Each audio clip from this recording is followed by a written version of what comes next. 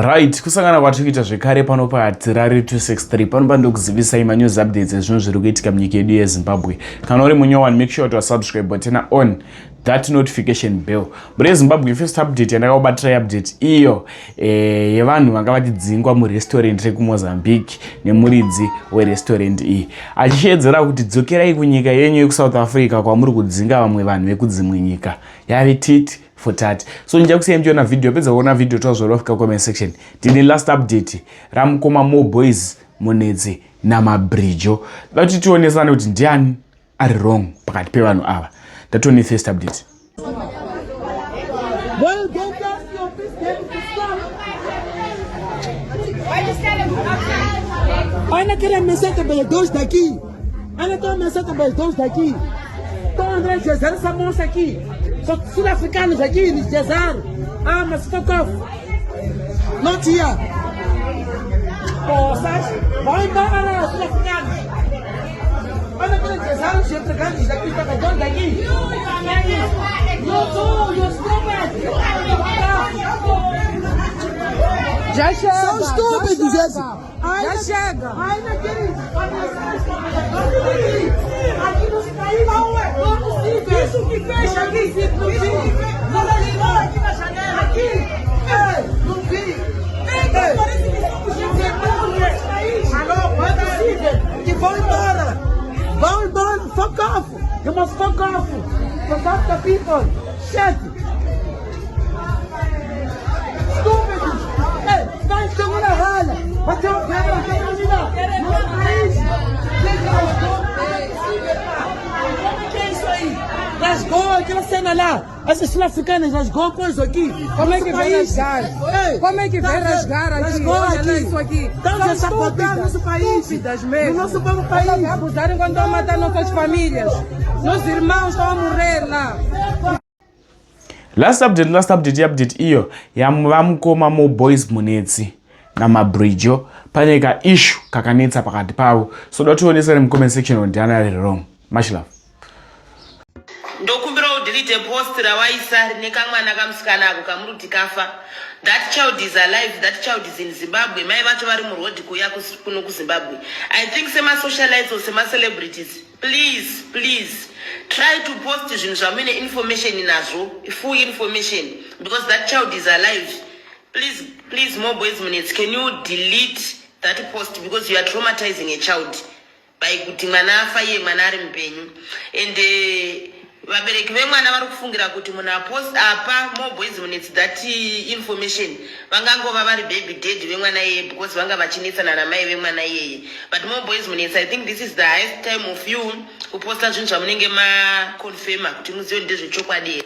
Ndokumbira udelete post rawaisa rine kamwana kamusikana ako kamuruti kafa.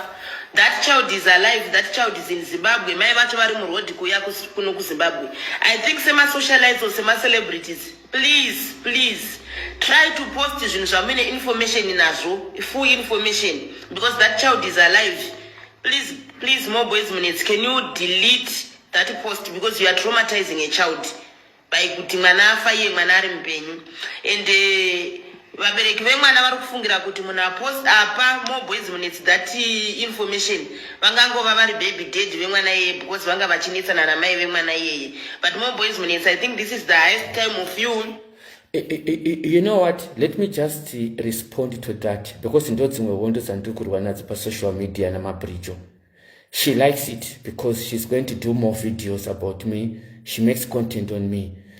Dr. Anemi, I'm going to give you an example. Yemunowani. That lady has never addressed me by calling Mo Boys Munetsi. I want to give you an example. You may agree with me or not. Sisimeli, I've known her for years. But the principal thing in store now, vanoti mukoma Mo Boys. I'm not fighting kuti I need to be called kuti mnaneta video achiti Mo Boys Munetsi. I'm just talking about respect. Anditi. Respect. Sisimeli cheka ipesi pavataura ende yaku life kwao. Sisimeli vanondidaidza vachinditi mukoma Mo Boys. Mabridge has got the guts of addressing me achinditi iwe Mo Boys Munetsi. Let me give you an example.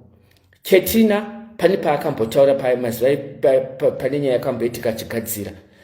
She was addressing me achiti mukoma more boys because zvine karespect mukati.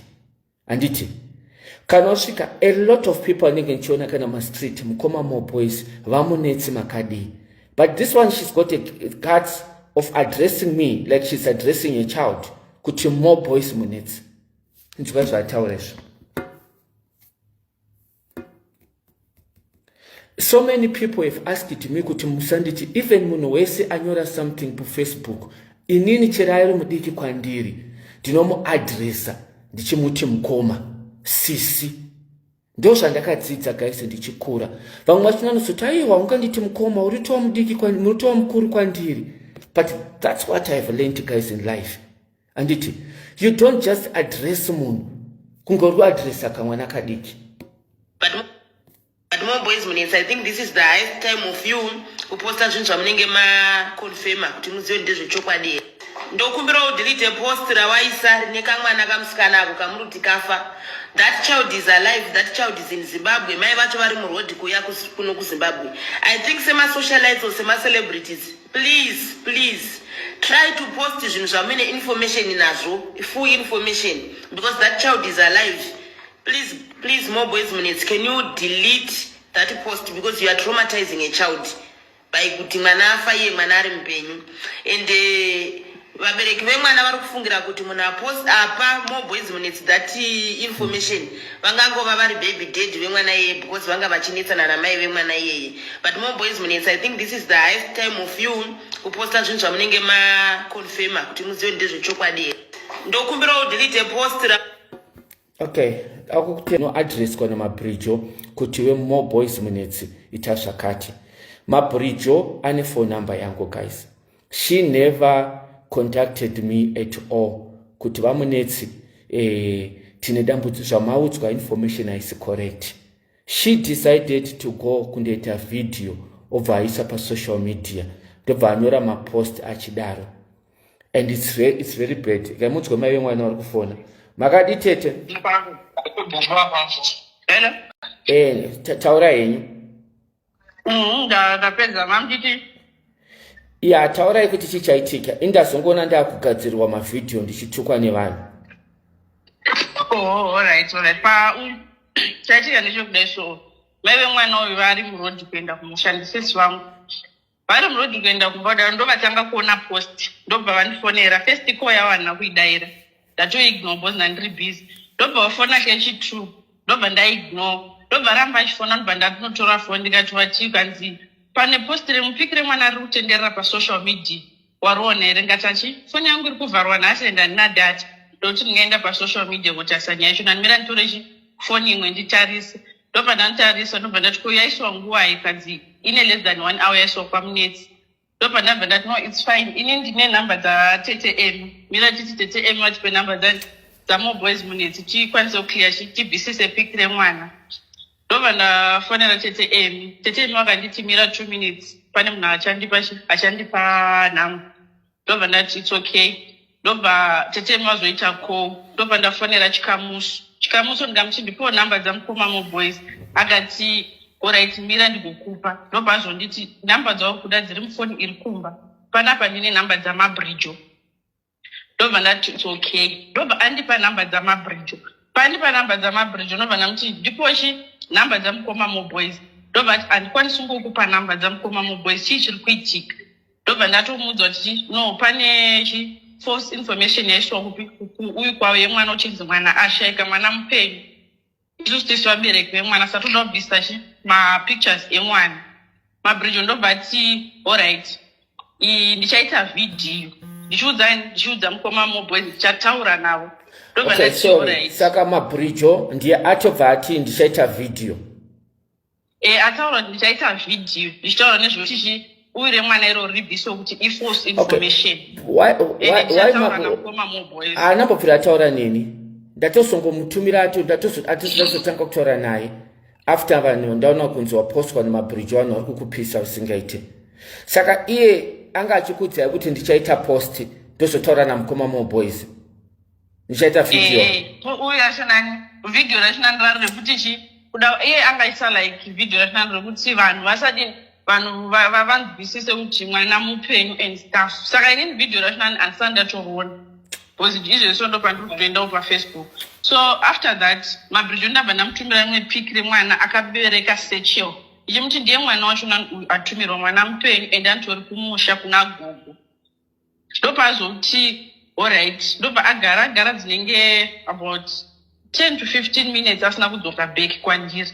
Ndobva ndazoona kunditira screenshot yamaimisira kuti rega kuita drama and stuff. Ndobva tonditi mukoma moboys vako vakutotanga ndikuita drama. Ndobva ndabva ndamuti ndipowo nhamba nditaure navo tindibvisise kuti chii chiri kuitika. Ndobva azobva ndipa nhamba ndobva ndazofonerai ndibva ndichikukumbira kuti ndombiromubvise chipikire mwana mupenyu mwana ariko ende munhu azvitisa izvozvo ndibaba vemwana wacho nani isusu hatisudzwa kuti emimi mambotaurire nababa vemwana kuti mazviitirei. Baba vemwana uyu paanotori nemunhu ari kumba bhozi vanhu vari kumba vacho nani vatotaura navo ihama yedu. Baba vemwana uyu hatingakwanise kuti tingavhura mainformation ezvakaitika but whatever ndinokufanira kuti ihama yedu yepadhuze saka vanhu vabvunza kuti wazviitira chii. Ndobva ati nini handina chandaita. Ndobva tatora maaudio nchibva ndaforwardira mama wakabva vati uyu munhu uyu ndiye ingawanikwa ari kuramba chii. Iye ndopazobva tanga kutotitumira zvemamwe mapictures kanzi munhu wacho nani isusu tachitaura nezvemunhu uyu ndiye akavatapo ndingati imi munhu mupenyu mani blood rautaura nezvaro blood racho nani nderipi hapana blood. Why iye aposta pic remwana isusu apa takuda kuziva kuti why aposta pic remwana but nhamba dzataura nemi nenhamba dzake dzanoshandisa dzisi kuenderana isusu dzake dzanoshandisa tinotodziziva tinadzo. Alright, it's okay. Munoziva kuti ndiri munhu wemurume guys. I don't want these things guys to happen. Mudziva seta zvakati wakufonera chi unoshare respect in a community anditi. But if these things are posted on social media guys, they affect my well-being, they affect my family and my mental. Saka ndozvandangotaura kuti mabridge you might not respect me because unonditreata unondiaddressa the way that you address me. You did not even try to call me. You just decided to make a post up on Facebook kuti vanhu vandituke.